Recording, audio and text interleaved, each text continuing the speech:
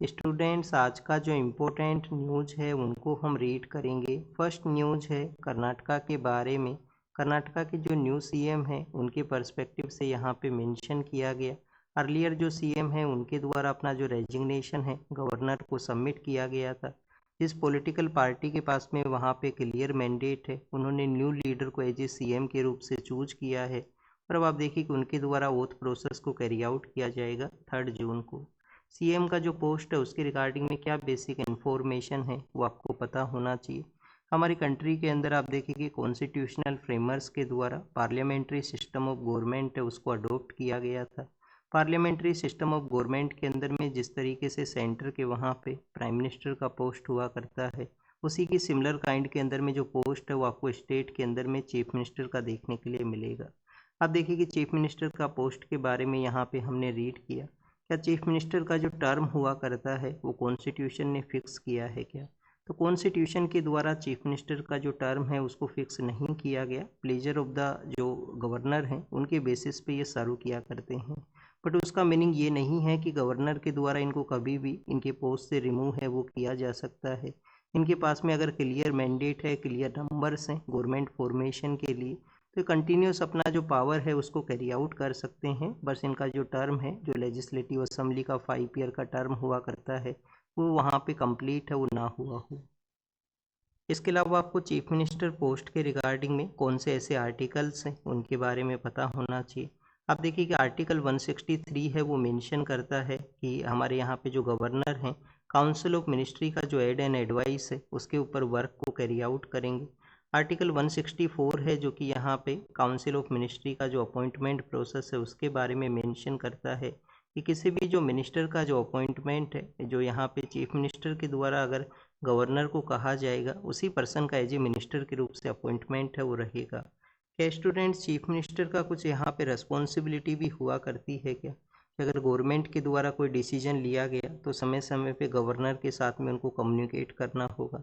तो आप देखिए कि जब आप आर्टिकल 167 को रीड करोगे तो 167 के अंदर उन रिस्पॉन्सिबिलिटीज़ के बारे में बताया गया है कि गवर्नर का जो जो गवर्नमेंट का जो भी डेवलपमेंट है उसको गवर्नर को इन्फॉर्म करना है चीफ मिनिस्टर को। तो आर्टिकल 167 है, इसके बारे में भी आपको पता होना चाहिए। क्या कोई पर्सन है जो कि यहाँ पे लेजिस्लेटिव असेंबली या जिन स्टेट्स में लेजिस्लेटिव काउंसिल है उसका मेंबर नहीं है, तो उस पर्सन को भी एज ए चीफ मिनिस्टर के रूप से अपॉइंट किया जा सकता है क्या?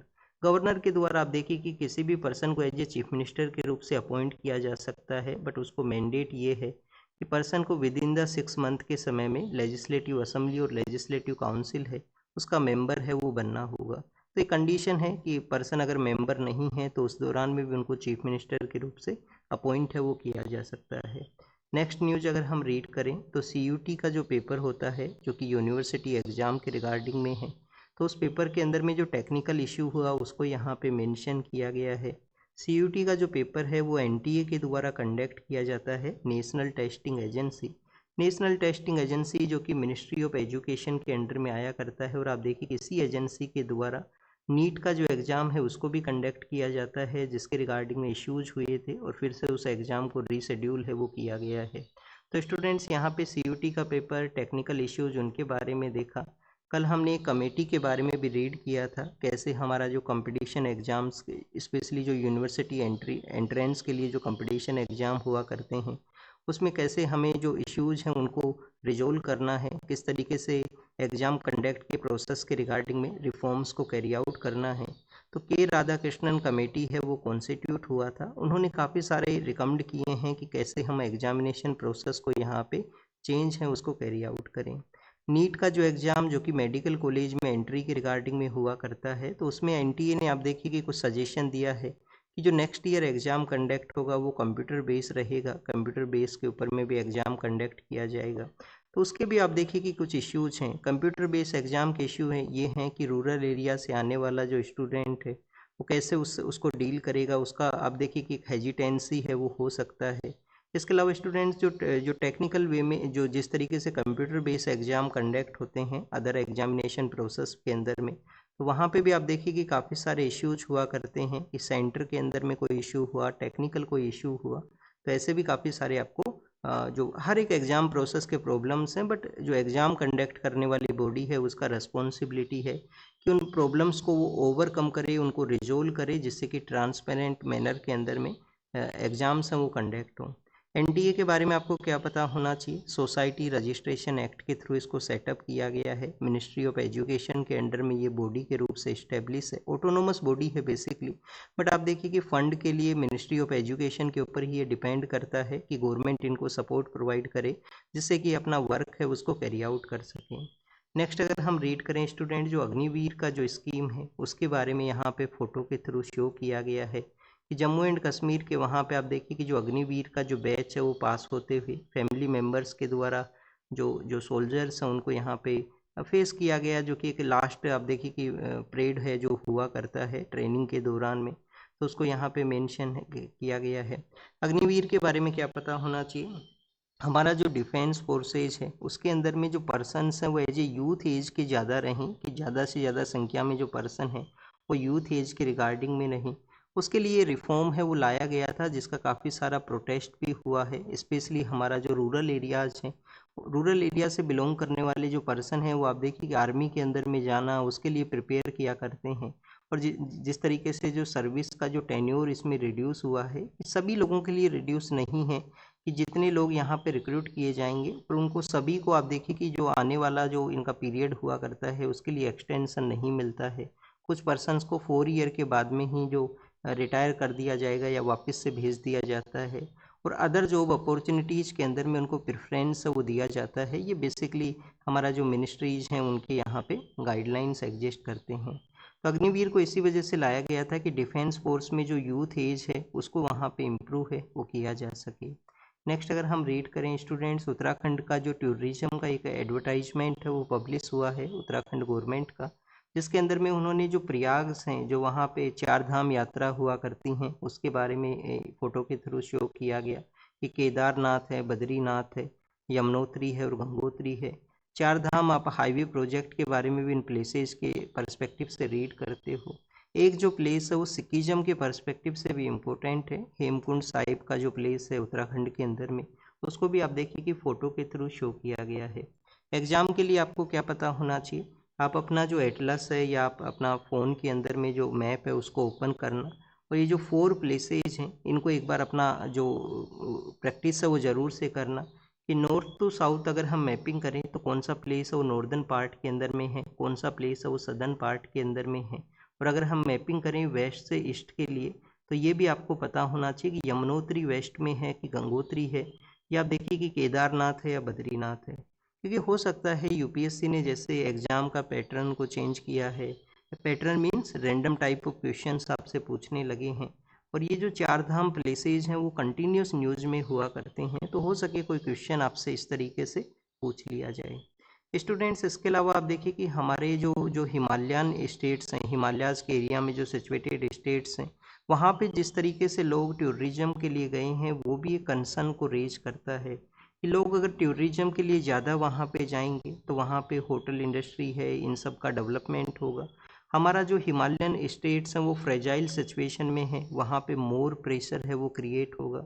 पहले भी आप देखिए कि जब 2 ईयर बैक अच्छा मानसून का कंडीशन था तो उस समय हिमालयन स्टेट्स में जो लैंडस्लाइड हुआ था उसके बाद में ये क्वेश्चन है वो रेज हुआ था कि क्यों हमें हिमालयन स्टेट्स के वहाँ पे टूरिज्म का जो एक्टिविटी है उनको रेगुलेट करने का ज़रूरत है कि एक लिमिटेड मैनर के अंदर ही पर्सनस को एंट्री दिया जाए, एक यहाँ पे एंट्री सिस्टम है उसको इस्टेब्लिश किया जाए। तो एक कंसर्न ये भी रेज करता है कि टू मच पर्सन अगर वहाँ पे विजिट करेंगे तो पॉपुलेशन जो प्रेशर है, जो टूरिज्म का जो प्रेशर है वो क्रिएट करेगा हमारे हिमालयन स्टेट्स के वहाँ पे। नेक्स्ट अगर हम रीड करें स्टूडेंट्स, गढ़चिरौली का जो एरिया है, कहाँ पे है गढ़चिरौली? गढ़चिरौली बेसिकली महाराष्ट्र का वो एरिया है जो कि आप देखिए कि Andhra Pradesh and other states के साथ में अपना जो कनेक्टिविटी है, जोग्राफिकल कनेक्टिविटी है उस एरिया का। जब हम नक्सलिज्म के बारे में रीड करते हैं, वैसे आप देखिए कि जो नक्सल मूवमेंट है वेस्ट बंगाल के वहाँ पे एक जगह है नक्सलबारी, वहाँ से ये मूवमेंट स्टार्ट होता है। बट स्टूडेंट्स इसका जो लार्जर प्रेजेंस था वो कहाँ पे था? वो आपको छत्तीसगढ़ के अंदर में, सदर्न पार्ट ऑफ छत्तीसगढ़ का जो दंतेवाड़ा का एरिया है, आंध्र प्रदेश के अंदर में भी आप देखिए कि जो ट्राइबल बेल्ट के एरियाज़ हैं वहाँ पे इसका लार्जर प्रेजेंस है वो हुआ करता था। ऐसे ही महाराष्ट्र के अंदर में गढ़चिरौली डिस्ट्रिक्ट है, वहाँ पे उसका प्रेजेंस था। तो एक ग्रास रूट लेवल का जो जो स्टोरी है उसको कैरी आउट किया गया है कि जिन पर्सन्स ने वेपन्स को लीव किया है, मेन स्ट्रीम के अंदर में आए हैं, जो नक्सल मूवमेंट से रिलेटेड थे, तो उनका जो ये लाइफ का जो सिचुएशन है वो किस तरीके से है, कैसे अपना जो लाइवलीहुड है उसको ये कैरी आउट करते हैं, तो उसको यहाँ पे फोटो के थ्रू शो किया गया है, स्टोरी के थ्रू वहाँ का इंफॉर्मेशन बताया गया है।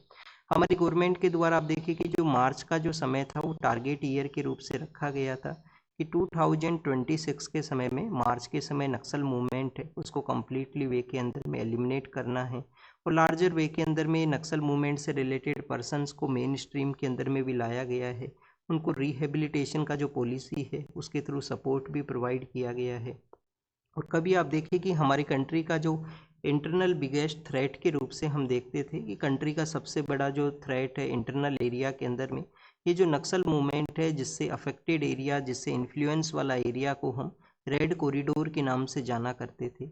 और उस समय आप देखिए कि 2010 है, 2012 है, उस समय में लार्जर लेवल के ऊपर में अटैक हैं वो भी हुए थे, क्योंकि काफ़ी जगह ऐसे अटैक्स हुए। आप देखिए कि पॉलिटिकल लीडरशिप है उसी का ही कम्प्लीटली वहाँ पे पॉलिटिकल लीडर्स का जो डेथ है वो हुआ था।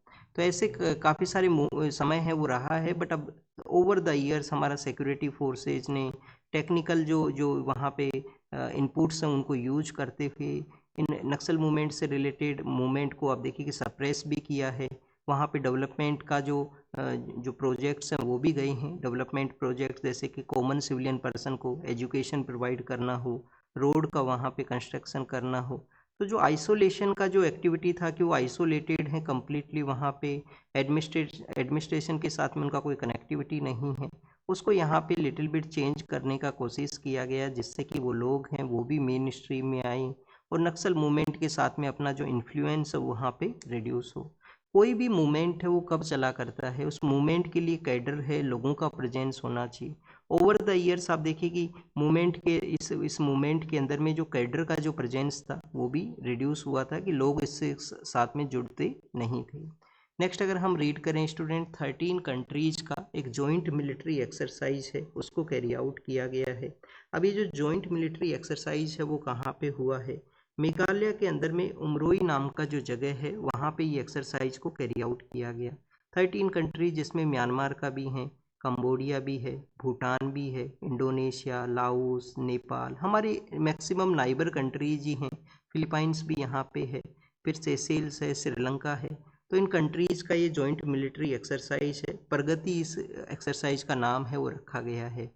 यूपीएससी आपसे क्या क्वेश्चन पूछ सकता है, अब तो आप देखिए कि सिविल सर्विस के एग्जाम के अंदर में भी क्वेश्चन पूछे जा सकते हैं, क्योंकि जिस तरीके से इस साल क्वेश्चन आपसे पूछ लिए गए हैं, तो प्रगति नाम दे दिया जाएगा, आपसे मैच करवा लिया जाएगा कि क्या है, मिलिट्री एक्सरसाइज है और मेघालय के वहाँ पे ऑर्गेनाइज हुआ था। फिर स्टूडेंट्स, म्यांमार के जो प्रेसिडेंट हैं वो इंडिया के विजिट के लिए आए हैं, और बेसिकली बिहार के अंदर में जो गया जी का एरिया है, बोध गया का जो एरिया है वहाँ पे गए हैं। बोध गया किस वजह से गए हैं, क्योंकि बुद्धिज़्म को आप देखिए कि म्यांमार के अंदर में लार्जर वे में बुद्धिज़्म को फॉलो है वो किया जाता है, और जो महाबोधि ट्री है, महाबोधि टेम्पल का एरिया है जहाँ पे भगवान बुद्ध को एनलाइटमेंट हुआ था, ज्ञान का प्राप्ति हुआ था, तो उस जगह पे इनका विजिट है वो रहा है, जो कि बुद्धिज़्म के लिए one of the sacred site है, जिसके लिए आपको काफ़ी सारे हमारे साउथ ईस्ट एशिया के जब लीडर्स इंडिया में आते हैं तो उनका विजिट आपको उस एरिया के अंदर में मिलेगा कि वो जो बोधि टेम्पल का एरिया है बोध गया के अंदर में, वहाँ पे वो विजिट करते हैं।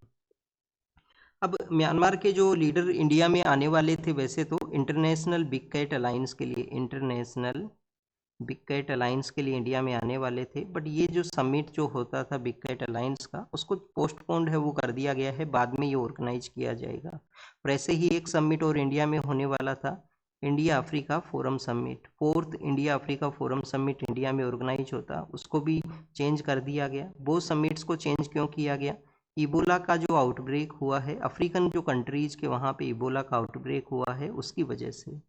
अब अगर हम बात करें स्टूडेंट्स इंडिया और म्यांमार के बारे में, रिलेशंस तो आप देखिए कि हमारे बेटर हैं, बट रिलेशंस को और यहाँ पे बेटर करने का ज़रूरत है। बॉर्डर सिक्योरिटी के जो इश्यूज हैं उनको हम यहाँ पे डिस्कस करें।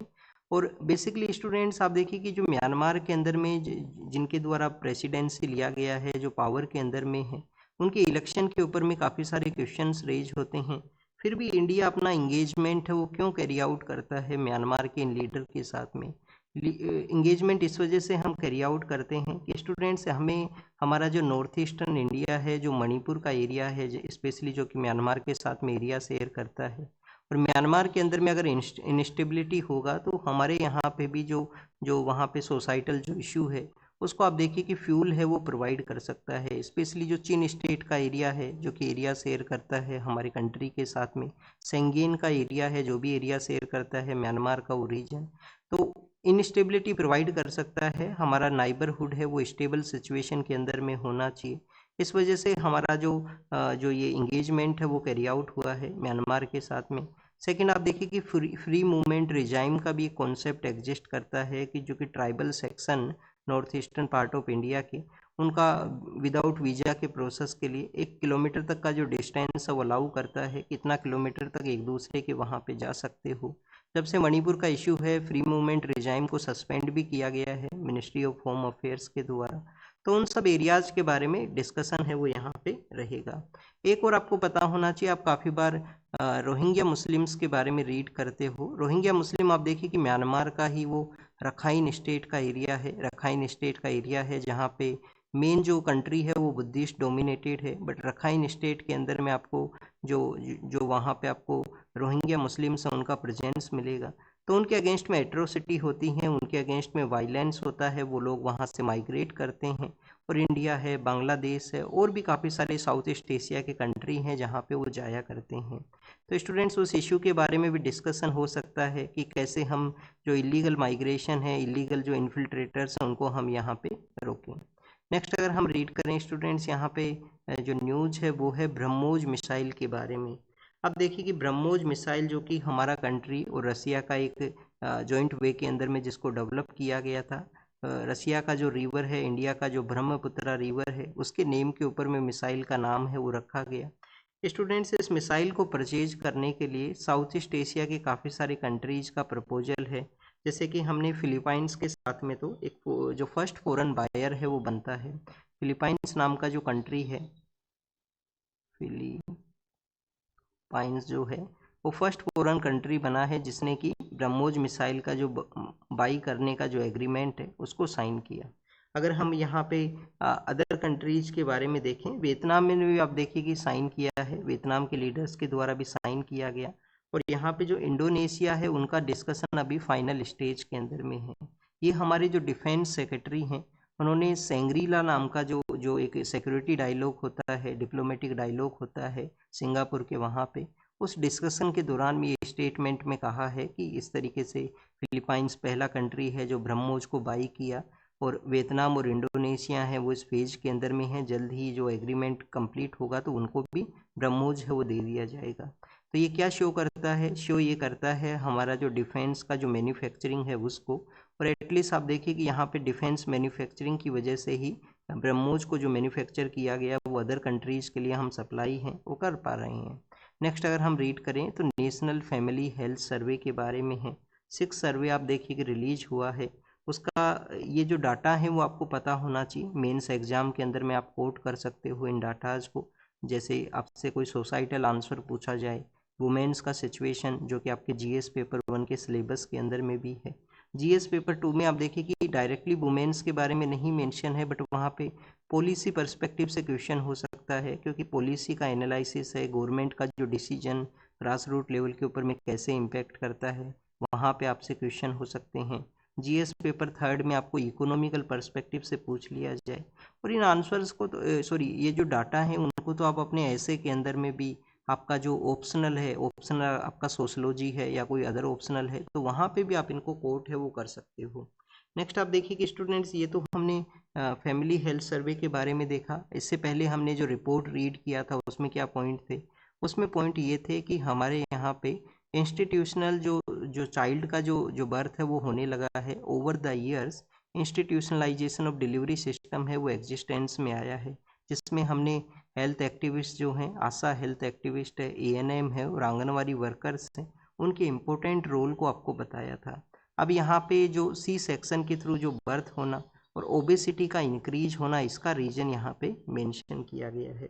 तो स्टूडेंट्स यहाँ इन्होंने मेंशन किया कि वुमेन्स के अंदर में जो ओबेसिटी है वो इंक्रीज हुआ है, ओबेसिटी जो वेट है वो यहाँ पे इंक्रीज हुआ है। फिर आप देखिए कि ओबेसिटी अगर इंक्रीज होगा तो डायबिटिक जो सिचुएशन है वो भी इंक्रीज होगा, तो डायबिटिक के जो केसेज हैं वो भी यहाँ पे इंक्रीज है वो हुए हैं। फिर स्टूडेंट्स ओवरऑल यहाँ पे अगर हम नंबर्स के बारे में देखें तो 15 से लेकर 49 का जो एज का जो कैटेगरी है उसके अंदर आप देखिए कि 24% है जो अर्लियर फेज के अंदर में ओबेसिटी और डायबिटिक सिचुएशन का जो जो अफेक्टेड लोग जो वुमेन्स है वो हुआ करती थी। अब ये 24% का जो डाटा है वो इंक्रीज होके कितना हुआ है, ये 30% है वो चला गया है, 30% यहाँ पे चला गया है। और फिर आप देखिएगा अगर ओबेसिटी इंक्रीज होगा तो चाइल्ड बर्थ के समय में प्रॉब्लम्स क्रिएट होती हैं, तो सी सेक्शन जो बर्थ है उसका भी यहाँ पे जो केसेज हैं वो ओवर द ईयर्स इंक्रीज हुए हैं, और स्पेशली ये नंबर्स हैं वो सदर्न इंडिया के स्टेट्स में ज़्यादा हैं। फिर अगर हम बात करें स्टूडेंट्स मेल्स के अंदर में जो ओबेसिटी है वो भी इंक्रीज हुआ है, जो 22% होता था पहले, अब वो इंक्रीज होके 27% जो मेल्स हैं वो ओबेस हैं, ओबेसिटी का सिचुएशन में है। और अगर हम सी सेक्शन बर्थ के बारे में देखें तो नेशनल जो एवरेज है वो 27% है, पहले 22% होता था C section birth, C section के थ्रू जो बर्थ हुआ करता है। प्राइवेट हॉस्पिटल्स में ज़्यादा है, लोग आप देखिए कि हो सकता है कि जब ऐसा ऑपरेशन का जब सिचुएशन है तो प्राइवेट हॉस्पिटल्स को लार्जर वे के अंदर में अप्रोच करते हों। और अगर हम रूरल अर्बन एरिया के रिगार्डिंग में भी कंपेयर करें तो अर्बन एरिया के अंदर में भी आपको लार्जर वे के अंदर में सी सेक्शन का जो बर्थ है वो देखने के लिए मिलेगा। फिर यहाँ पे नंबर्स बताए गए हैं कि कितना % ऑफ चाइल्ड हैं जो कि आप देखिए कि यहाँ पे जो एडिक्वेट डाइट है वो उनके लिए एक्सेसिबल है। हमारे इंडिया के अंदर में आपको मिलेगा कि जो डाइट है वो तो सभी कंज्यूम करते हैं, बट जो बैलेंस डाइट है वो नहीं है। काफ़ी बार जो कार्बो है, टू मच कार्बो का वहाँ पे प्रेजेंस है, टू मच जो फैट है उसका प्रेजेंस है, और आपको जो प्रोटीन है जो कि बॉडी बिल्डिंग मटेरियल भी है आप देखिए कि उसका जो प्रेजेंस है वो लार्जर वे के अंदर में डाइट में नहीं मिलेगा। तो यहाँ पे जो जो एडिक्वेट डाइट है उसके बारे में मेंशन है कि ओनली 15 जो यहाँ पे परसेंटेज 15.3% के आसपास जो चिल्ड्रन हैं जो यहाँ पे बेसिकली एक बैलेंस डाइट है उसको कैरी आउट करते हैं, ये फैमिली हेल्थ सर्वे ने मेंशन किया। स्टूडेंट्स कास्केड जो फ्रॉग है उसका एक स्पीसीज मिला है नागालैंड के वहाँ पे, तो नागालैंड के वहाँ पे आप देखिए कि एक फ्रॉग का स्पीसीज मिला है। यूपीएससी आपसे कैसे क्वेश्चन पूछ लेगा, यूपीएससी आपसे क्वेश्चन पूछ लेगा कि एक फ्रॉग का नया स्पीसीज है वो किस कंट्री सॉरी किस स्टेट के अंदर में है। ऐसे क्वेश्चन यूपीएससी ने पहले भी पूछे हैं 2016 के समय में, और इस साल के पेपर को देख के तो आप समझ सकते हो कि आपसे रैंडम बेसिस पे भी सवाल हैं वो आ सकेंगे। रैंडम बेसिस के सवाल का एक तो आपको आपके जो माइंड के अंदर में ये चीज़ क्लियर करनी होगी कि प्रीलिम्स एग्जाम के अंदर में 10 to 15 क्वेश्चंस तो आपको ऐसे रैंडम से वो आएंगे ही। आपका टारगेट क्या होना चाहिए, क्या उन रैंडम क्वेश्चंस को आपको अप्रोच करना है, नहीं अप्रोच करना है, आपका टारगेट ये होना चाहिए कि जो आपका बेसिक है उसको आप अप्रोच कर सको। और अब रैंडम क्वेश्चंस यूपीएससी आपका जो जो आंसर का जिस तरीके से एक कॉन्सेप्ट चला था डोमेन पब्लिक डोमेन के अंदर में कि सभी क्वेश्चंस को आप अटेम्प्ट कर दो, साइंस का कोई क्वेश्चन है तो उसके सभी ऑप्शंस को करेक्ट कर दो, उन सबको भी एग्जामिन करने के लिए यूपीएससी इस तरीके से चेंजेस लेके आया है कि अब आपको बाउंसर क्वेश्चंस हैं उनको रोकना, उनको आपको स्किप करना है, उनको अटेम्प्ट नहीं करना है। आपको अटेम्प्ट वही बेसिक क्वेश्चन करने हैं जो कि आपके जो basic books, basic current affair का जो बुकलेट, जो न्यूज़पेपर के आपने नोट्स बनाए हैं वो ज़रूरी भी हैं अब नोट्स बनाना एग्जाम के प्रोसेस को देखते हुए।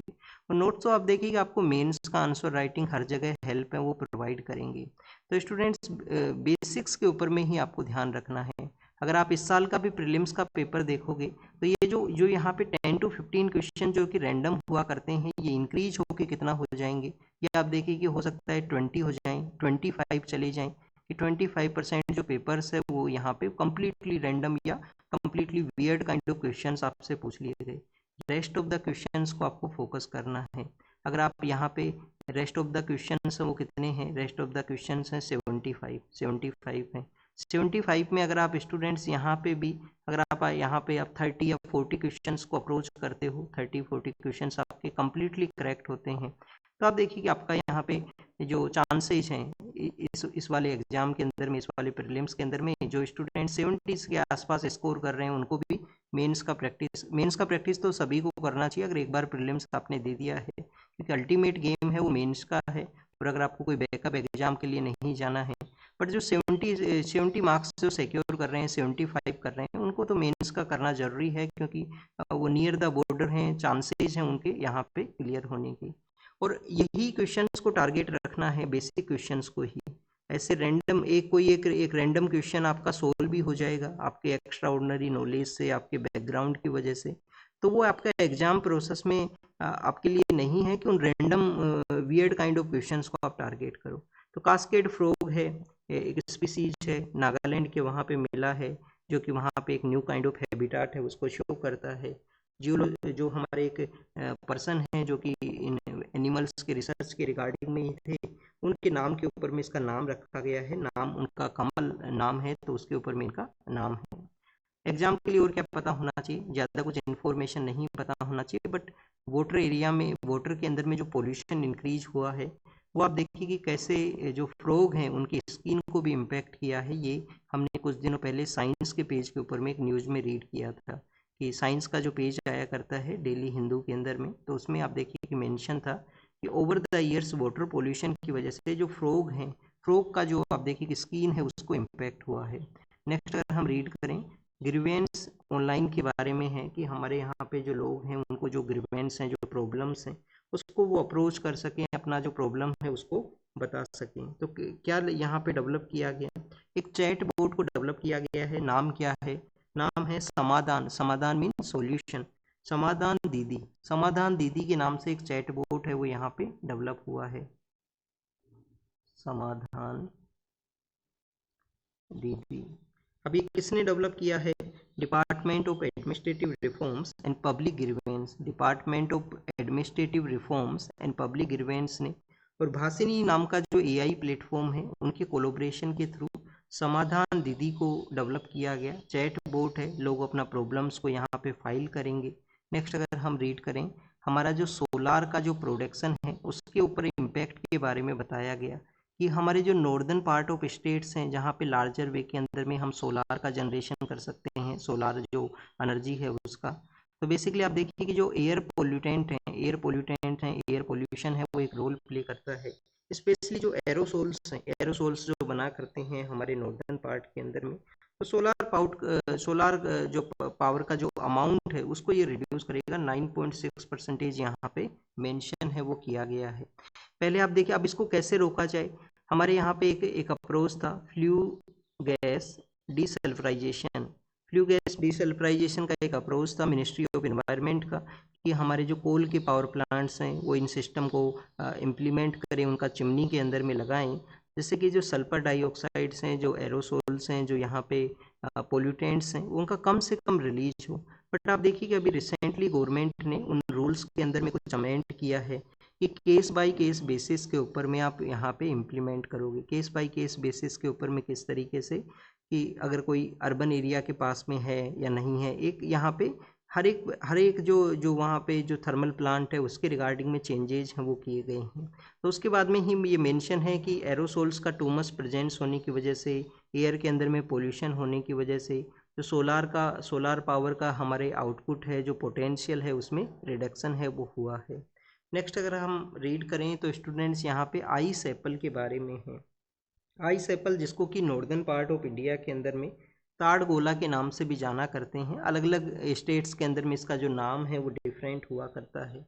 अब आइस एप्पल के बारे में आपको क्या बेसिक इन्फॉर्मेशन होना चाहिए, कि कौन सा यहाँ पे ये प्लांट का स्पीसीज है, किस एरिया के अंदर में लगा करता है, इसका जो यूज है वो क्या क्या यहाँ पे हो सकता है। तो एक बार हम यहाँ पे आइस एप्पल के बारे में देखते हैं।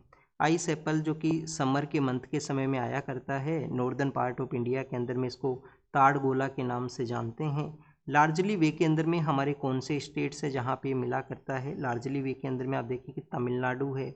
तमिलनाडु के अलावा अगर हम रीड करें तो आंध्र प्रदेश है, तमिलनाडु, आंध्र प्रदेश है, केरला है, और वेस्ट बंगाल के वहाँ पे भी इसका प्रेजेंस है वो आपको मिलेगा। अब ये जो मेंबर है, ये जो आइस एप्पल का जो प्लांट है वो मेंबर है, वो पाल्म का जो ट्री हुआ करता है, पल्माइरा या पाल्म का जो ट्री है उसके मेंबर के रूप से ये इस्टेब्लिश है। ट्रॉपिकल ये ट्री होता है, इंडिया, बांग्लादेश और साउथ ईस्ट एशिया का जो रीजन है वहाँ पे ये मिला करता है। अब स्टूडेंट्स एक स्टेट का ये स्टेट ट्री भी है, एक स्टेट का स्टेट ट्री भी है। स्टेट ट्री किसका है? तमिलनाडु का। तमिलनाडु का ये स्टेट ट्री है आइस एप्पल, स्टेट ट्री है। अब हो सकता है आप देखिए कि ऐसे क्वेश्चंस पूछने के चांसेज हैं वो कम बनते थे, बट इस साल प्रीलिम्स के पेपर के अंदर में जैसे आसाम और डेट अरुणाचल प्रदेश का जो वहाँ पे स्टेट फ्लोवर के बारे में क्वेश्चन है वो आपसे पूछ लिया गया, वो हो सकता है एग्जाम में रहा हो या रैंडम क्वेश्चन वहाँ पे आया हो, तो न्यूज़ के अंदर में रहा हो लास्ट 1 ईयर के दौरान में, तो वैसा आपसे क्वेश्चन पूछा गया है। तो तमिलनाडु का ये स्टेट ट्री है, स्टेट ट्री कौन सा है? आइस एप्पल यहाँ पे। यूज क्या होता है इसका? यूज इसका होता है मेडिसिनल पर्पस से, मेडिसिनल पर्पस से इसका यूज होता है। इसके अलावा आप देखिए कि जैगरी भी इसका बनाया जाता है, आपको ये जो काफ़ी स्वीट का लगेगा तो इसका जैगरी भी बनता है। टोडी एक जो एल्कोहलिक एक ड्रिंक हुआ करती है लोकल लेवल के ऊपर में, उसका भी इसका प्रोडक्शन हुआ करता है। तो स्टूडेंट जैगरी है, जैगरी के अलावा आप देखिए कि जो टोडी है, टोडी का इसका होता है एक ड्रिंक है, उसका नाम है नीरा, नीरा ड्रिंक भी बनाई जाती है। और जो ये ट्री है इसको कभी कभी राइटिंग इंस्ट्रूमेंट के रूप से, मैट्स के रूप से ऐसे भी इसको यूज करते हैं। अब यहाँ पे और इसके रिगार्डिंग में अब आप देखिए रिसर्च और भी किया गया है, जैसे कि केरल में कासरगोड का एरिया है, वहाँ पे पल्माइरा रिसर्च स्टेशन है वो इस्टेब्लिश है। फिनोलोल एंड एल्कलाइन जो आयंस हैं उसका प्रेजेंस होने की वजह से जो साफ़ सफाई का जो थिंग्स हैं, जो स्क्वेंजिंग का जो थिंग्स है उसके पर्पज़ के लिए भी इसका यूज है वो किया जाता है। ट्रॉपिकल ट्री है, सदर्न इंडिया के स्टेट्स में लार्जर वे में मिलता है, आइस एप्पल इसका नाम है, तमिलनाडु का स्टेट ट्री है। और काफ़ी सारे पर्पज़ में जैगरी बनाना हो, टोडी जो कि अल्कोहलिक एक ड्रिंक होता है, या नीरा नाम का जो ड्रिंक है मेडिसिनल पर्पज़ से इसको यूज करना हो, या हैंडीक्राफ्ट के अंदर में मैट बनाना हो, राइटिंग पर्पज़ से इसको यूज करना हो, ऐसे इसका यूज है वो किया जाता है। तो ये एक बेसिकली यहाँ पे प्लांट के बारे में बताया गया।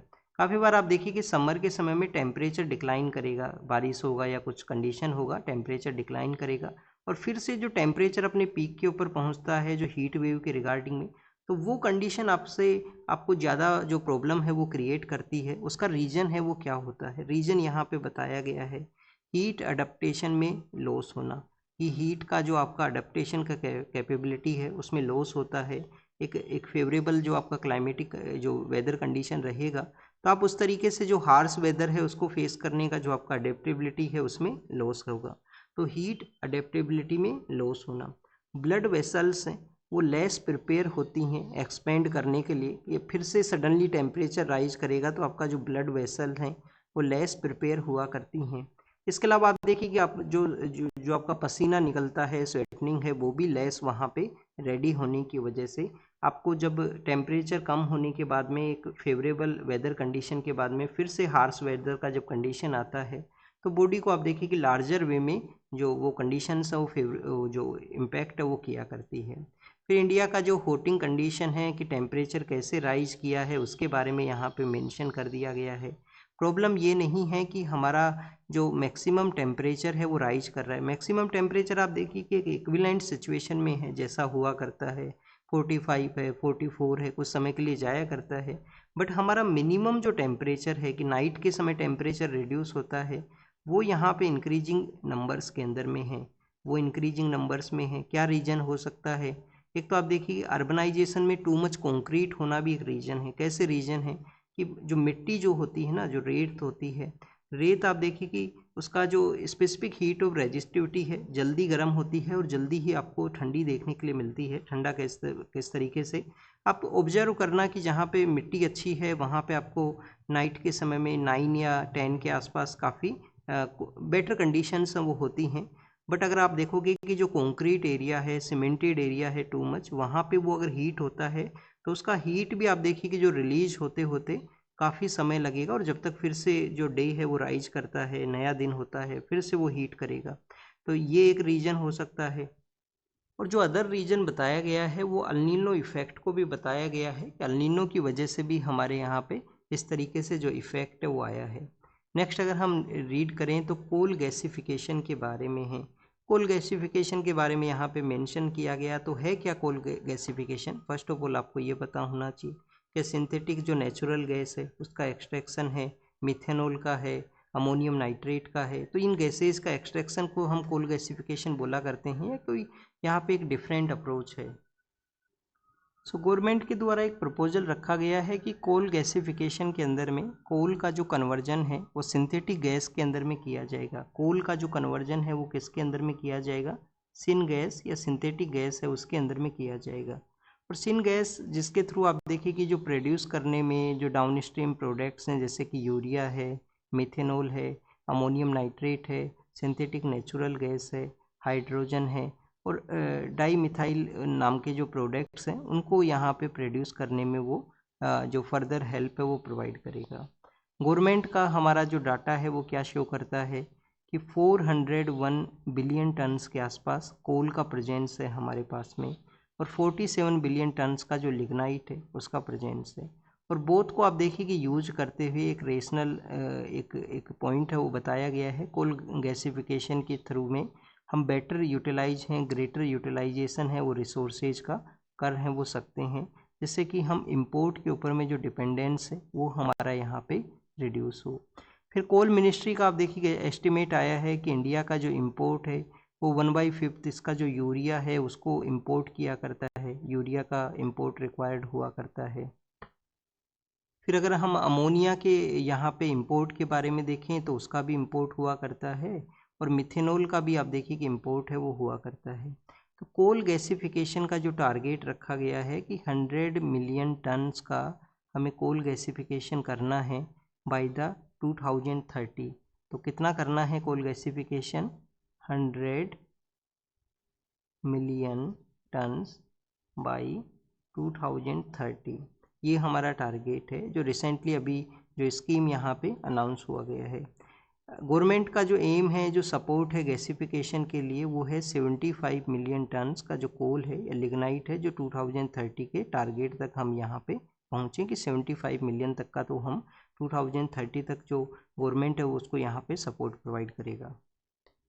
37,500 का करोड़ का पैकेज भी अनाउंस किया गया है गवर्नमेंट ने। कुछ साइट्स उनको अप्रूवल भी यहाँ पे प्रोवाइड किया है। तालचर जो कोल बेस अमोनिया यूरिया का एक कॉम्प्लेक्स है, Talcher coal base ammonia urea जो कॉम्प्लेक्स है, उसमें आप देखिए कि जो एक्सपेक्ट किया गया है कि 27-28 तक ये जो कोल गैसिफिकेशन का जो प्रोसेस है वो वहाँ पे कमीशन होगा, इम्प्लीमेंटेशन में आएगा। अब ये बेसिकली क्या हेल्प प्रोवाइड करेगा? एक तो आप देखिए कि हमारे यहाँ पे कोल गैसिफिकेशन की वजह से, कॉमर्शियल इसका डिप्लॉयमेंट होने की वजह से हमारे यहाँ पे जो कोल के अंदर में हाईएस्ट कंटेंट है उसके इश्यूज़ को ये डील करेगा। जो ग्रोस कैलोरीफिक वैली है उसकी वेरिएबिलिटी को ये कैरी आउट करेगा। और जो मिनरल्स का जो प्रेजेंस कॉमर्स मिनरल्स, उनको भी हम यूटिलाइज हैं वो यहाँ पे इस प्रोसेस के थ्रू में कर सकेंगे। तो ये इसका पॉजिटिव है वो रहेगा। और हाई एस कंटेंट होने की वजह से आप देखिए कि जो इंडियन कोल है उसको, उसके लिए गैसिफिकेशन का जो प्रोसेस है वो एक फीजिएबल माना जाता है कि उसको आप बेटर वे में इस गैसिफिकेशन प्रोसेस के थ्रू यूटिलाइज है वो कर सकते हो। इंडिजीनियस जो टेक्नोलॉजी है उसका भी यहाँ पे यूज है वो किया जाएगा। यूएस नेक्स्ट जो न्यूज़ है वो यूएस एंड क्यूबा के बारे में है। क्यूबा के वहाँ पे आप देखिए कि जिस तरीके से यूएस ने सैंक्शंस लगाए हैं, अब यूएस का जो डिप्लोमेटिक लीडर्स हैं वो वहाँ पे गए हैं। क्यूबा का जो मिलिट्री के जो लीडर्स, उनका डिस्कशन हुआ है। और डिस्कशन कहाँ हुआ है? क्यूबा के पास में ही आप देखिए कि इनका एक डिटेंशन सेंटर है। डिटेंशन सेंटर का नाम क्या है? ग्वांतानामो बे है, जहाँ पे लार्जर वे के अंदर में प्रिजनर्स को डिटेंड करते हैं यूएस के जो लोग हैं। तो वहाँ पे ये डिस्कशन को कैरी आउट किया गया। फिर आप देखिए कि ईस्टर्न पैसिफिक का एरिया है, ईस्टर्न पैसिफिक का एरिया के अंदर में यूएस ने स्ट्राइक किया है, कुछ लोगों को मारा है वहाँ पे। तो ड्रग स्मगलिंग का उनके ऊपर में चार्ज है वो लगाया गया है। नेक्स्ट अगर हम रीड करें, पाकिस्तान से अफ़गानिस्तान के लिए जाने वाले जो जो जो वहाँ पे रिफ्यूजी पर्सन है, जो कि अफ़गानी पर्सन है, उनको ले जाने वाला जो ट्रैक है उसका यहाँ पे एक्सीडेंट हुआ है जिसमें कुछ लोगों का डेथ हुआ है। और एक ऑस्कर विनर जो पर्सन है उनकी भी डेथ के बारे में मेंशन है वो किया गया। ऑस्कर का जो अवार्ड है उनके द्वारा जीता गया था। सेंग्रीला सिंगापुर के वहाँ पे एक डायलॉग फोरम है जिसके अंदर में डिप्लोमेटिक पर्सपेक्टिव से, सिक्योरिटी पर्सपेक्टिव से, जियोपॉलिटिकल पर्सपेक्टिव से डिस्कशन होता है। यूएस के जो लीडर वहाँ पे आए थे, जो कि उन्होंने अब देखिए कि इंडिया पाकिस्तान सीज फायर के ऊपर में फिर से क्लेम किया है। 1 ईयर का समय हो चुका है, फिर से यहाँ पे क्लेम है वो किया गया है। इसके अलावा आप देखिए कि यूएस ने ईरान को अपना वार्निंग इशू किया। बार बार वार्निंग इस वजह से दिया जाता है कि जो जो कोई कंट्री है वो यहाँ पे डोमिनेट ना कर सके, कि हम कभी भी अटैक कर देंगे आपके ऊपर में।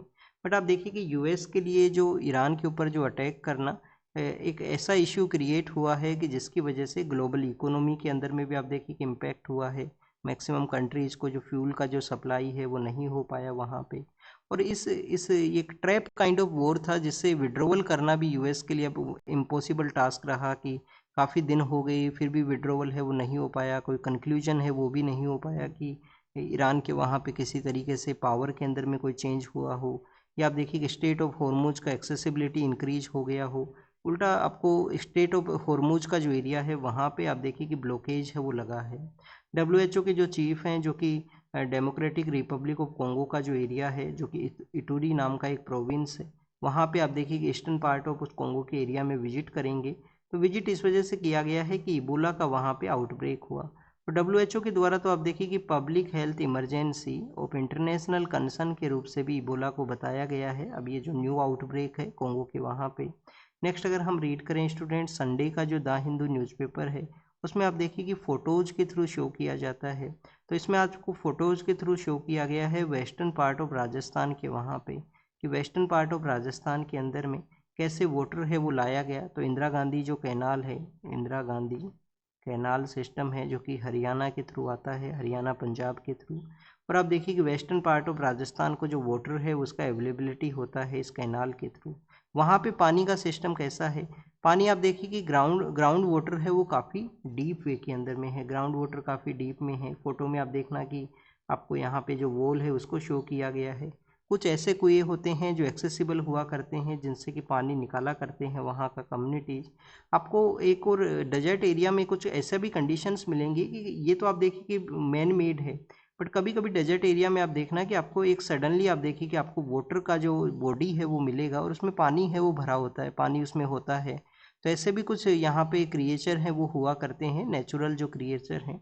कि प्रकृति जो है, जो नेचर जो है वो आप देखिए कि हर एरिया को किसी ना किसी तरीके से सपोर्ट है वो यहाँ पे प्रोवाइड करती है। एम के गांधी का एक स्टेटमेंट है कि there is everything in the nature, आपका जो नीड है उसके लिए एवरीथिंग है, बट आपका जो ग्रीड है उसके लिए कुछ भी अवेलेबल नहीं है नेचर के अंदर में। कैमल्स को यहाँ पे शो किया गया है कि जो कि वेस्टर्न पार्ट ऑफ राजस्थान के कंडीशन में सर्वाइव हैं वो किया करते हैं। अभी आप देखिए कि जब रिपब्लिक डे का सेलिब्रेशन हुआ था तो लद्दाख का जो कैमल है, लद्दाख के जो कैमल्स हैं उनको शो किया गया था रिपब्लिक डे परेड के दौरान में। और ये वेस्टर्न पार्ट ऑफ राजस्थान के जो कैमल हैं वो डिफरेंट हैं लद्दाख के कैमल के साथ में। लद्दाख के कैमल के अंदर में 2 हम्प हैं वो हुआ करते हैं। एक गुजरात के अंदर में भी एक कैमल पाया जाता है जो कि स्विमिंग कंडीशन के लिए जाना करते हैं और मैंग्रोव्स को भी वो कंज्यूम करते हैं, उनको बोला करते हैं खराई कैमल। खराई कैमल हैं जो कि सोल्ट वाटर से टॉलरेंट उनका कंडीशन है वो हुआ करती है। तो स्टूडेंट, जैसलमेर बाड़मेर का एरिया है, उस एरिया के अंदर में समर के समय वाटर कंडीशन को यहाँ पे मेंशन है वो किया गया है, उसको यहाँ पे बताया गया है। तो this is all the information related to the today's newspaper. आप इसको रीड कीजिए, रिवाइज कीजिए, जो भी इंफॉर्मेशन आपको मिला है उसको नोट डाउन कीजिए। Thank you students, thank you very much.